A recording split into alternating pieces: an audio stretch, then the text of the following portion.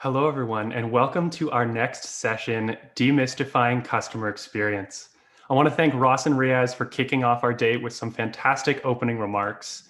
We are so inspired to be joined by all of you today who are working to transform CX within your own organizations. And we've lined up some of the best and brightest minds in customer experience to provide the knowledge and tools you need to achieve CX excellence.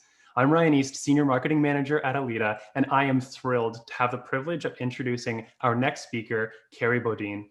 In 2014, Carrie founded Carrie Bodine & Co., a customer experience consultancy focused on customer journeys, experience design, and cultural change.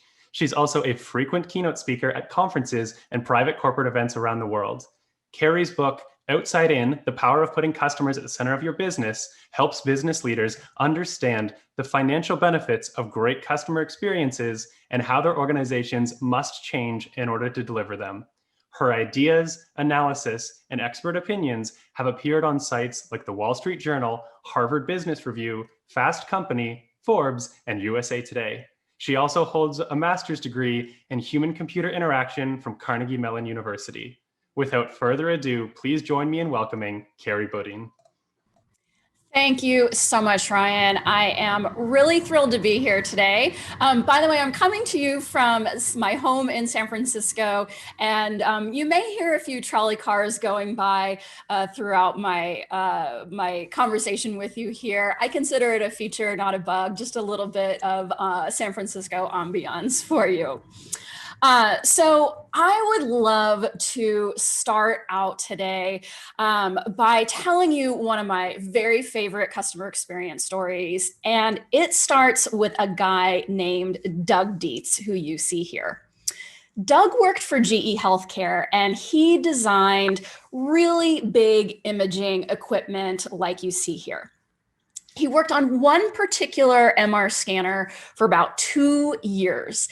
It had won a bunch of awards, and he was super excited to finally get to see his baby working in real life in a hospital. So one day, soon after its launch, he was in the imaging room, and the technologist asked him to step out because they had a patient coming in. But this wasn't any ordinary patient. This was a little girl, and she was bawling because she was so terrified about what was about to happen. And Doug watched as her father bent down to her and said, "Remember, honey, we talked about this. You can be brave." And for the very first time ever, Doug looked at his machine and the entire imaging experience from a child's point of view. And at that point, he realized that all of his design awards didn't matter at all. He felt like he had failed. And it got worse. As he talked with the technicians, he found out that about 80% of the kids that come through for a CT scan or an MRI, they get so upset that they actually have to be sedated for their procedures. And Doug was not okay with this. So he set off to create a better experience, one that would completely transform the imaging procedure and take advantage of kids' fantastic imaginations. And this is what his solution looked like. It's called the Pirate Adventure, and it's part of a series of adventure-themed experiences that GE Healthcare developed. As you can see, they've put decals up all over the walls, the ceilings, the floor, and the imaging machine itself to really transform this space into a pirate playhouse. But Doug didn't just stop with the decals. He says that they tickled all of the senses. There's even a pina colada scent diffuser that makes the room smell like a tropical island. And there's role play, which of course the kids totally get into. When the technician goes in to the waiting room to pick up the child, she says, "Are you ready?" And then the child walks down the dock and up the plank to board the pirate ship. Doug knew that this pirate adventure had really hit the mark when he was talking with a parent after one particular imaging session, and her small daughter came up to her and tugged at her shirt and said, "Mommy, can we come back again tomorrow?" This was truly a fantastic and successful customer experience. So, what exactly is customer experience? The title of my talk is Demystifying Customer Experience, so I want to share with you my definition of what this is. Customer experience is simply your customer's thoughts, emotions, and perceptions about their interactions with your organization. Thoughts, emotions, perceptions. We have really not been comfortable talking about these things in the business world until fairly recently. And I, for one, am very glad that this has changed, because your customers' thoughts, emotions, and perceptions are critical to your organization's success. And that's because their thoughts, their emotions, their perceptions drive their behaviors. And their behaviors, in turn, can either drive positive or negative business results. Let's take a look at one way that this plays out.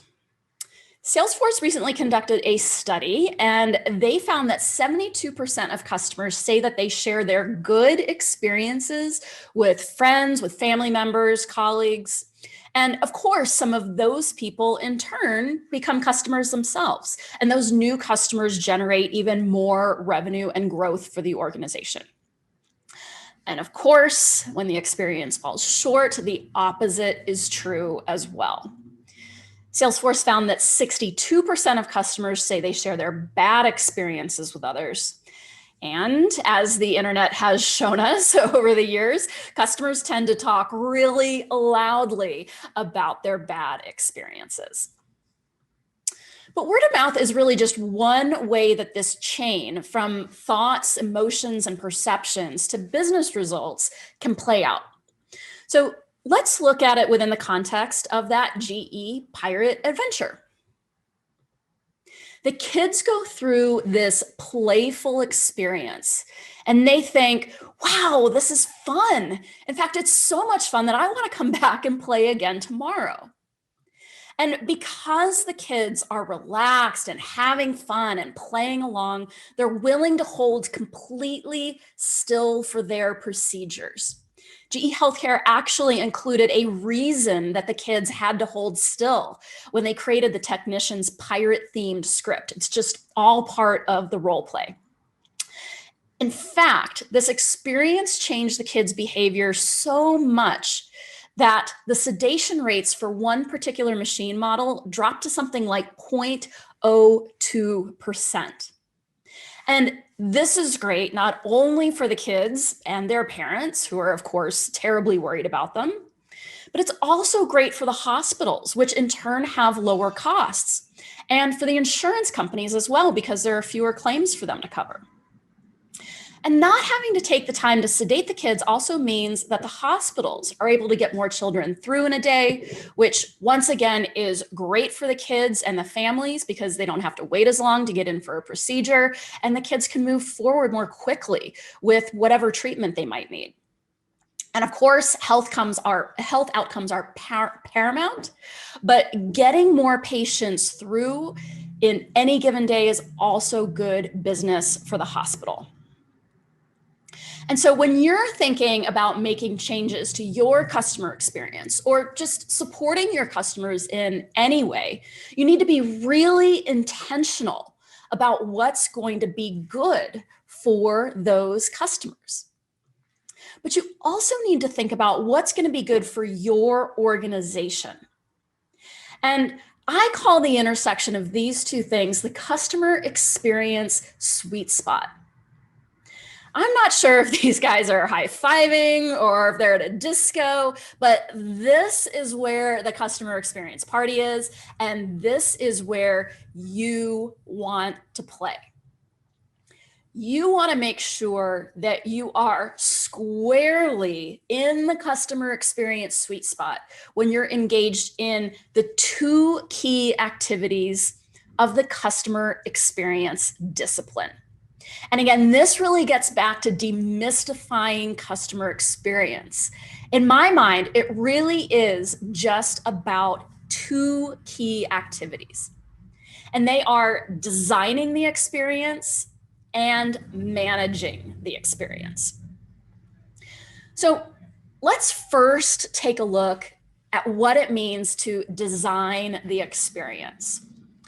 Now, I am guessing that this word design might be instilling a sense of panic in at least some of you who are listening today.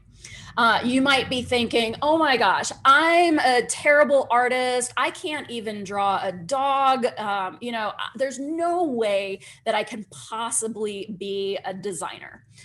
And you know what? I will tell you, I'm a terrible artist. I cannot draw very well, but I'm a pretty decent experienced designer. And that's because you don't have to be an artist in any way, shape, or form. You don't have to have any specialized training or tools or expertise in order to design the customer experience.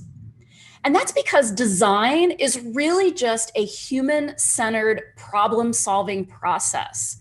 It is human-centered in that we are putting people, our customers, at the center of the decisions that we're making. And we are solving a problem for them. We are identifying a potential pain point, just like Doug Dietz did when he realized that the imaging experience was really frightening for young children. And then we are solving that problem in some way. We are creating some sort of solution that is going to improve the experience for our customers. So really, if you don't like this word design, that's okay. I'm not going to be offended. You can just insert the word define there. You're going to define the experience, define what it is that you want your customers to see and touch and feel.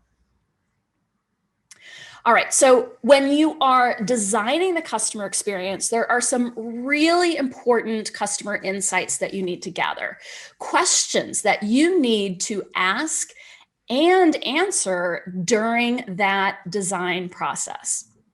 And one of the first is, what are our customers' needs and expectations and pain points? Also, what are they doing, thinking, and feeling along the way? Now, I like to get customers into storytelling mode when I'm trying to answer these questions.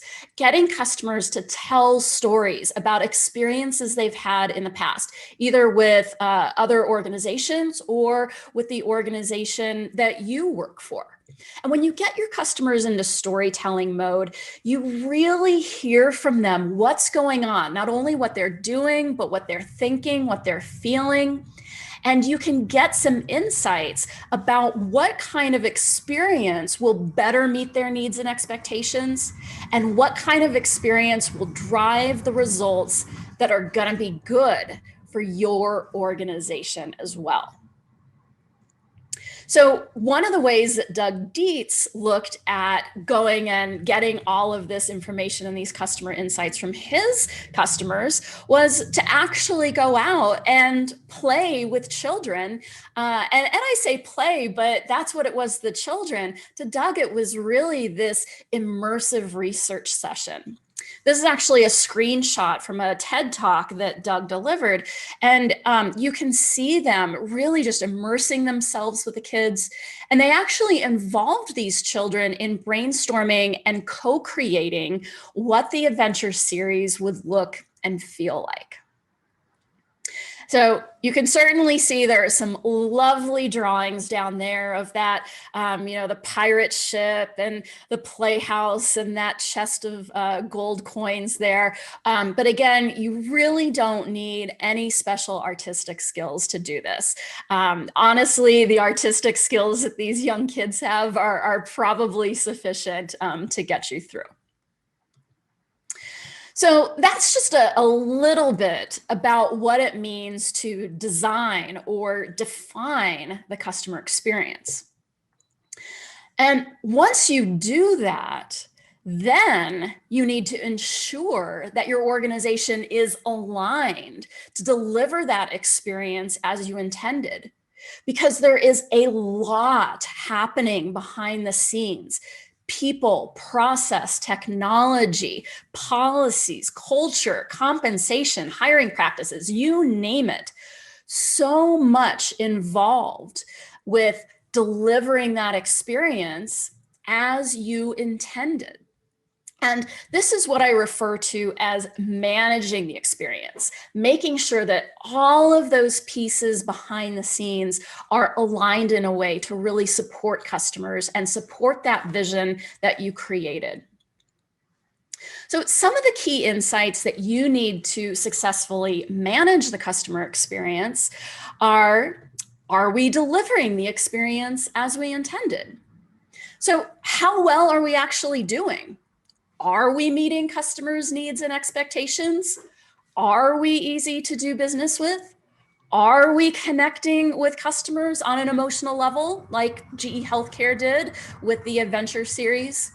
This is really important to understand and really should be a key element of your ongoing insights program.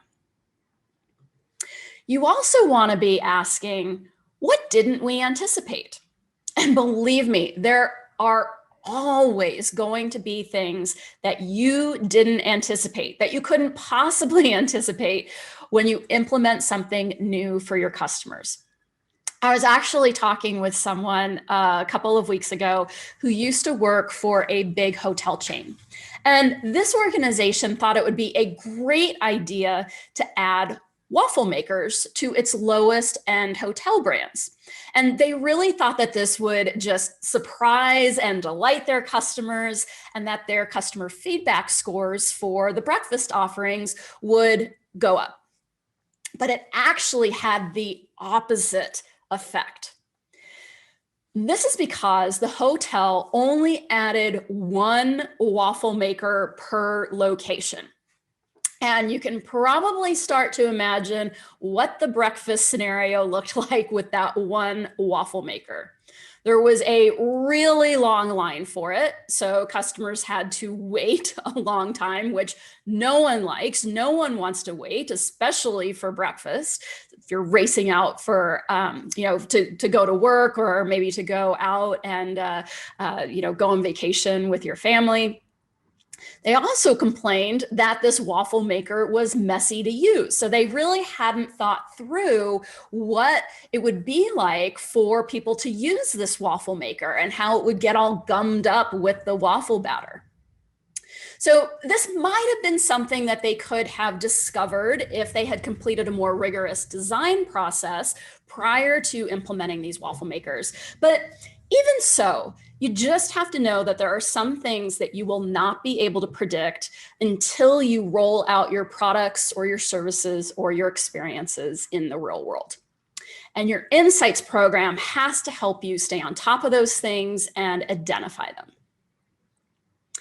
And then one additional insight that you want to have is, what do we need to change?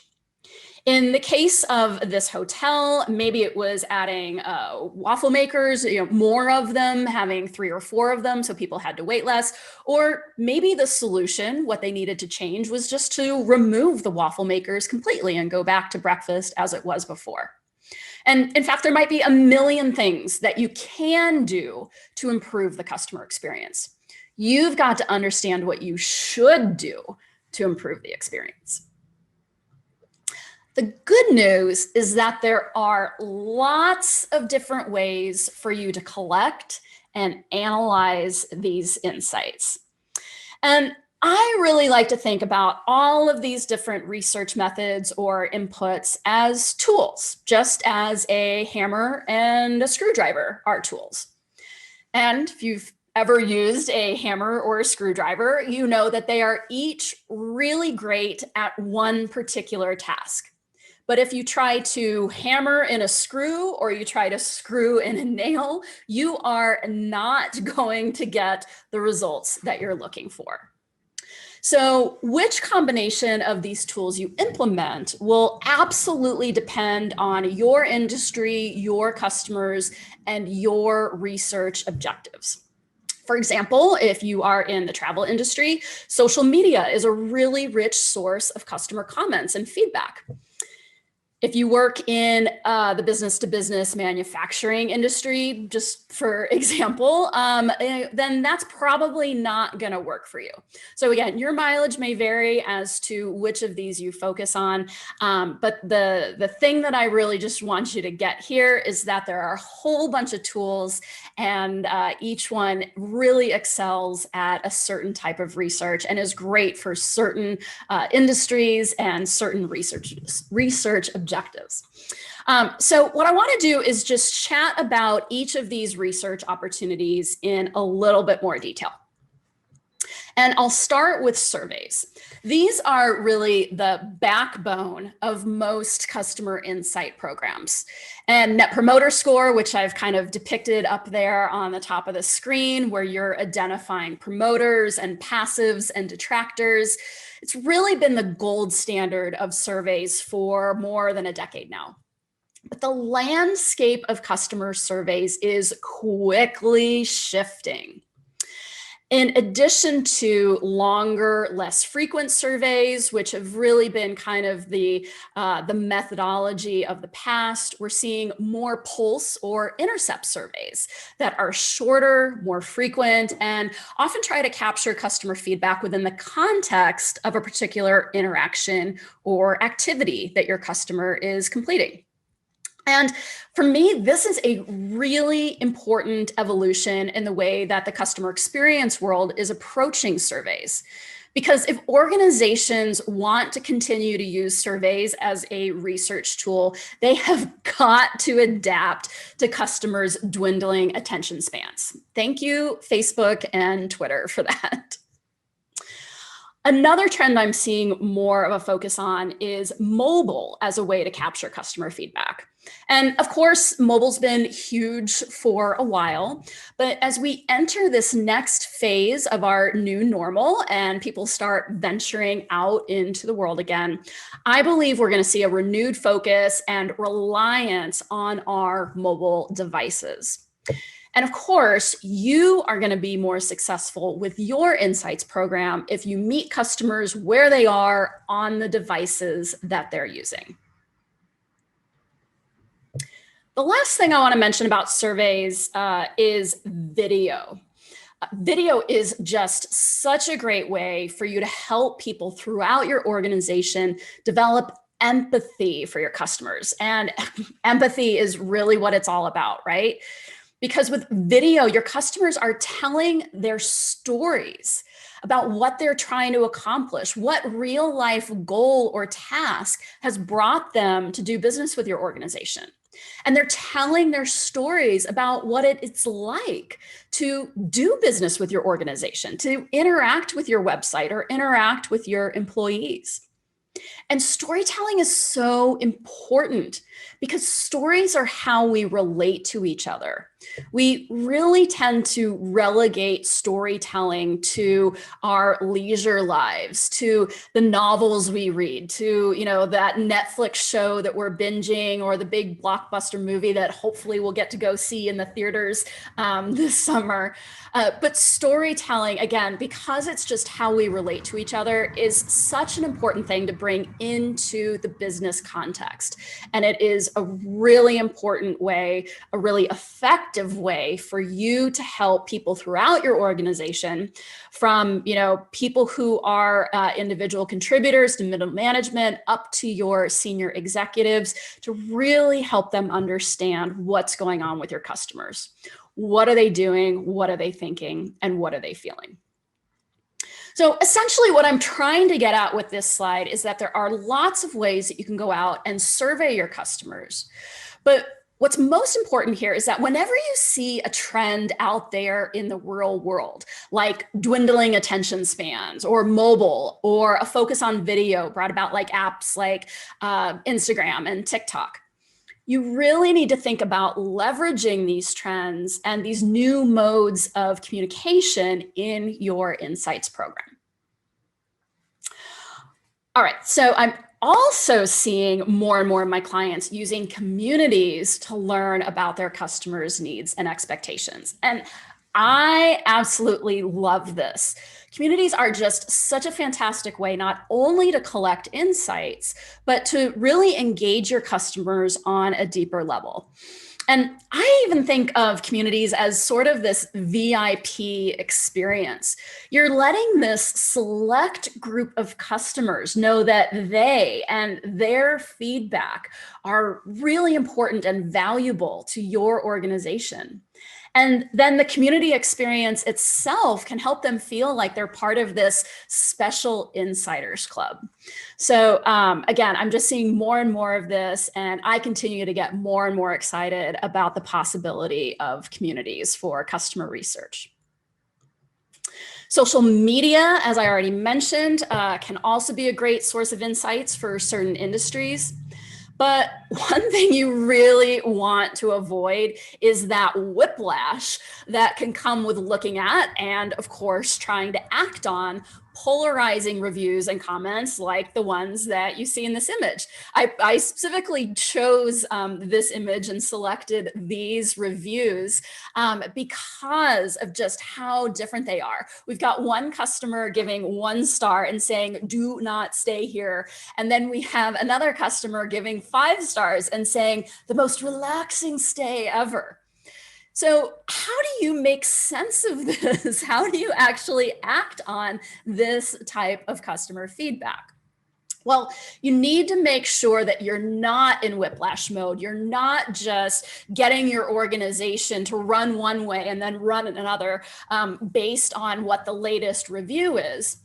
You want to make sure that you're layering on some sort of text analysis so that you can easily identify the key themes and the sentiments across a large set of customer posts. You want to think about looking at the forest, not necessarily the individual trees. And the same thing goes for call recordings and chat recordings. This is a huge and often untapped source of insights for most organizations. And just as with social, you want to make sure that you're layering on that text analysis to find the key themes and sentiments in what customers are saying as they are interacting with either your live agents or, perhaps your chatbot or, your IVR system, any of that, but just really getting at that real world text input of what your customers are actually saying. The last type of research input that I'll mention today is all of the feedback that you can get from your internal experts. The employees who work directly with your customers on a day-to-day basis, and also those customers who work behind the scenes and who see how your organization operates as they work to support customers internally. So employee feedback is often gathered in the same ways as customer feedback is, like through surveys. That's why I've just kind of duplicated these images here. Of course, there are lots and lots of ways to gather your feedback from your employees. And one thing that's really important to note about this is that you can collect employee feedback not only on what your employees are hearing or seeing directly from customers. So, getting your frontline employees, whether those are customer service agents or retail store employees or account managers or, really anyone who interacts with customers on a day-to-day basis. You can collect their feedback on directly what they are hearing and seeing from customers. You can also collect feedback from your employees on the ideas that they have for improving the experience.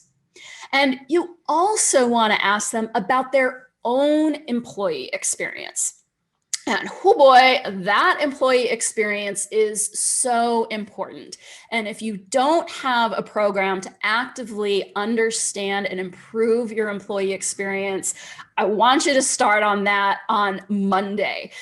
This is just so critical, not only to the well-being of your employees, but also for the experience that you're delivering. Simon Sinek has a great quote. If you're familiar with him and the book that he wrote, Start With Why, he says that customers will never love a company until the employees love it first. And I absolutely agree with this. There is such a strong correlation between the employee experience, or that very similar concept of employee engagement, and the customer experience. And I've got just one data chart here just to show a correlation between those two things, between employee engagement and customer satisfaction, with a whole range of retailers in different areas, ranging from books to home improvement to kind of more general department stores. So please, please, please do not neglect this as you work to both design and manage your customer experience. And what I want to leave you with is really this picture. Not that I am lighting this whole thing on fire, but really just to reinforce that your customer and your employee insights are the fuel for these two key activities of your overall customer experience program. Designing the experience, making sure that the experience that you are putting out into the world is intentionally defined, and then managing that experience, making sure that your entire organization is aligned to deliver it the way that you intended. And when you are able to truly understand all of your customers, their needs and their expectations, no matter who they are, where they live, or what their backgrounds are, then you are going to be well on your way to that disco in the customer experience sweet spot. And with that, I just want to say thank you so much to Alita for having me. And I think that we have some time for questions. Absolutely. Thank you so much, Carrie, for such an incredible presentation. I know at first glance, CX transformation can feel like such an insurmountable hill to climb, but I think you've done such a good job of showing how simple it can be to drive meaningful change for your organization by simply listening to and learning from your customers. Now, that is absolutely the fundamental framework that everything is built on. And I could have built that slide with the flames in a lot of different ways. I wanted to think about fuel and igniting all of that, but truly customer insights and the employee insights as well are just the absolute required foundation for any other customer experience work. Because if you don't have those, you might go off in some direction that you think is going to be great for the customer experience, or you think is going to meet your customers' needs and expectations.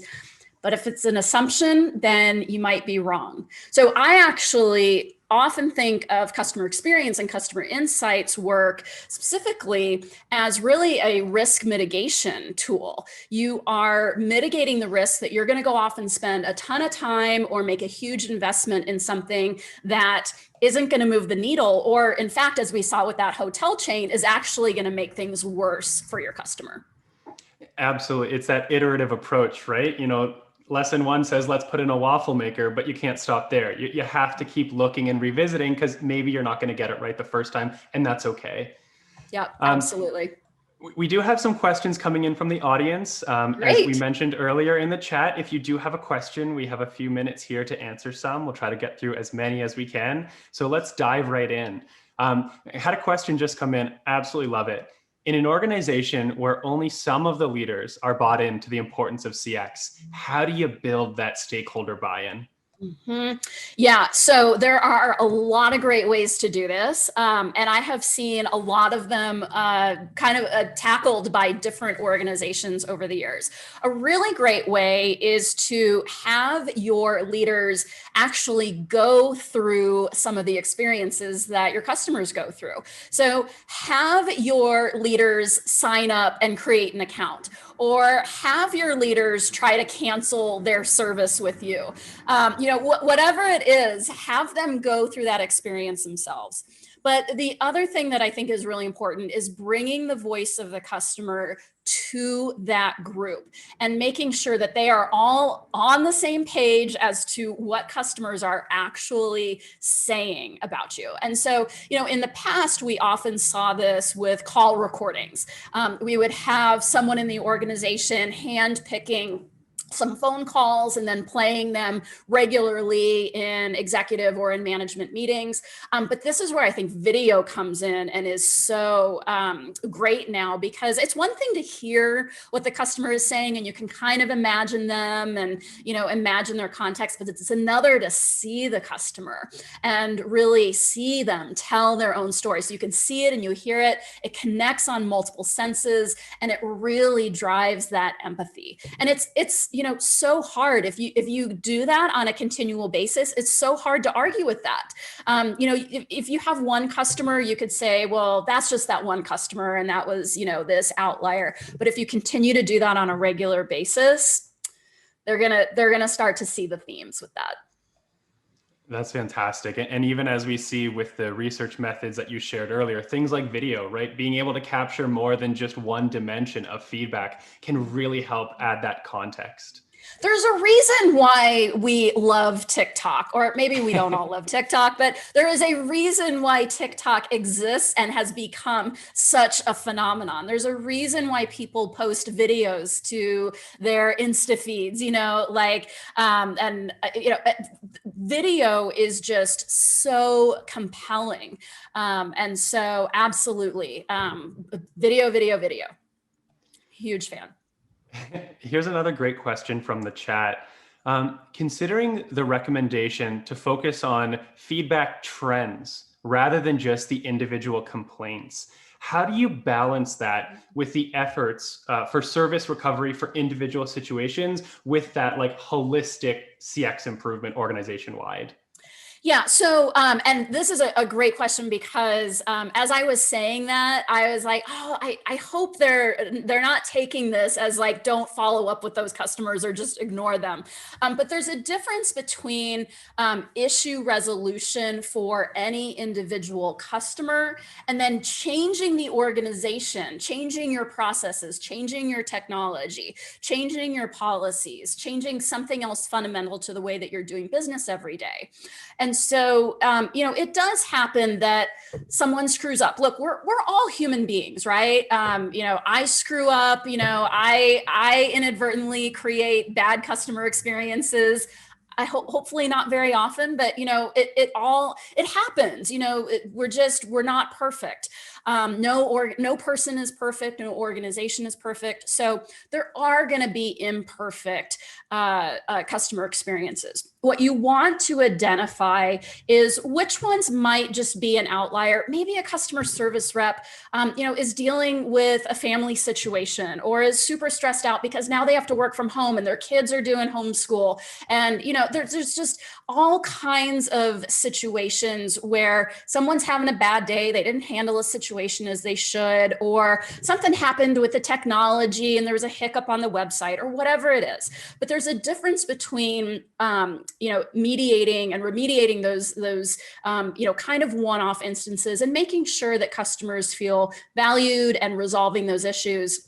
And then looking across all of the different feedback that you've got for those systemic issues that are really the things that you need to address. And those are the types of things that you're going to be able to identify when you do that more holistic analysis across all your calls or across all your chats or across all the social media, even across all of your, verbatims in your survey or, whatever whatever feedback you're looking for. You've got to look for those patterns to say, you know what, there's a lot of customers who are mentioning this particular thing, and we think that there's really a systemic issue that we need to address internally. Maybe it's a training issue, a technology issue, a hiring issue, it could be anything at all. But that's different than just, someone had a bad day, didn't handle a situation right. We need to make sure that this customer is, all right with this. And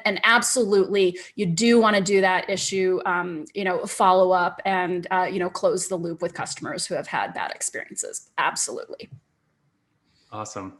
Now, I think we have time for one last final question that we'll try to squeeze in here quickly. And it's a kind of big one, but what are some of the common big gaps that you see that companies have in their customer experiences? And what might be like a first step that someone could take to start addressing those if they have them within their own organization?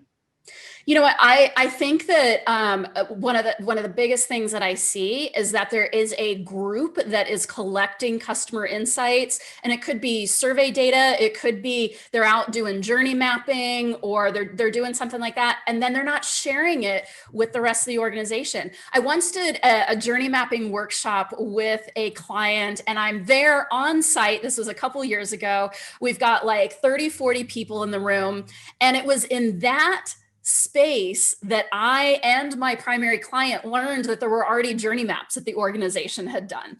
So, whatever it is, whether, it's, again, sharing survey feedback or, some other kind of big research initiative that you've done, you've got to get that information out into the rest of the organization and make sure that people have it. Because if they don't have that research and those insights, they can't make any changes. So that's the biggest gap that I see. And it's honestly, I like that gap because it's one of the easiest ones to fix. I love that. Awesome. Well, thank you so much, Carrie. That's all the time we have for today. I think everyone's going to leave this session with a newfound passion to finding that CX disco nirvana, as we've put it. I do want to give a shout out for our attendees watching today. You definitely don't want to miss our next session featuring some fantastic female leaders from Adobe, Autodesk, HBO Max, and Twitter. The link to that session can be found in the chat. I hope everyone has a fantastic day. And Carrie, thanks again for such a great session. Thanks so much for having me. It's been a pleasure.